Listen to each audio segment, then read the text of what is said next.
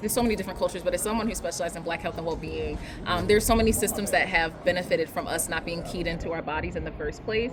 And the reason why I really focus on not only providing education but providing skills is because you can't, recognize what you can't acknowledge, and you can't acknowledge what you haven't been educated to see. And one thing that a lot of us aren't educated to see is that there are so many systems that take advantage of us not being keyed into our body.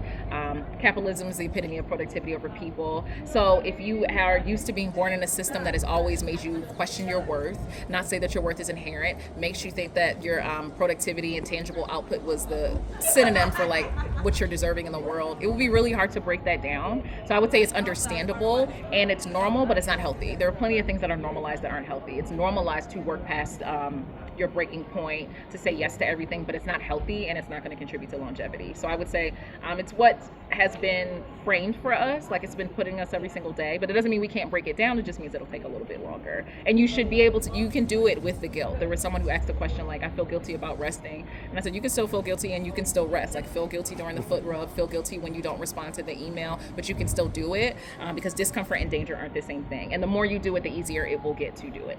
I love it. I love it. Next question. Is it possible to heal without therapy?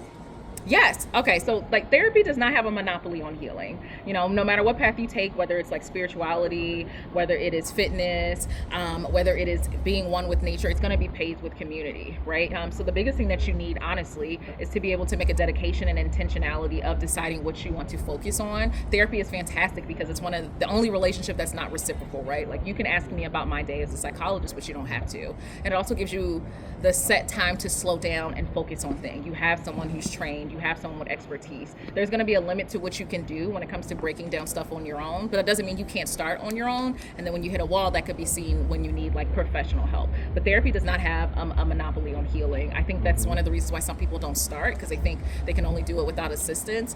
But the first thing you need to do is have intentionality with the fact that there's something you want to work on, there's something that you want to improve, there's a goal you want to meet, and then kind of go from there. Because it may be that like individual therapy is what helps you, but maybe it's group therapy. Maybe you also just need some intellectual challenges and self-care. But no, therapy does not have a monopoly on healing. And it was never meant to be enough anyway. So you may have therapy and then you still need support groups and you still need like a healthier physical routine. Like therapy is not the end all be all. And I'm a psychologist, like with a psychologist. I get high on my own supply too, but like I still see a PCP. I still make sure I take a break. I still journal. Like therapy is not it when it comes down to it. It definitely helps, but you can find other ways too, but you need to start. Awesome. And lastly, give us three, I would say, tips on therapy, like what people really don't know about therapy. Yeah. But one of the biggest things people don't know is that therapy is goal-oriented. Therapy and goals go hand in hand. So you need to figure out like what you're trying to work on, and you can ask yourself some questions like, am I happy with the way life is continuing? One of the big questions I ask people when setting therapy goals is, if I waved a magic wand and something had improved and you feel better, what were the things that you wanted to improve and how we get there? Two is the fact that you should be able to do a therapy consultation. You don't have to straight go to seeing a clinician.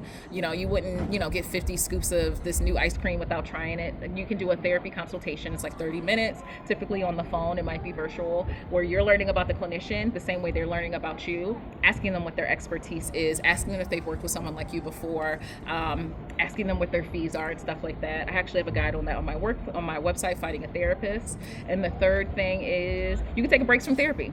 Sometimes people think that you have to continue going and going and going, especially when it comes to like trauma work. You could be exhausted. Now it's up to you to talk to your clinician about the difference between taking a break and avoidance, but you can take a break from therapy, and it's not going to be one and done. I have a psychologist, but she wasn't the first one I sought out. We had a consultation session and I was able to find her, so you can take a break from therapy as well. Awesome. Now do this for me.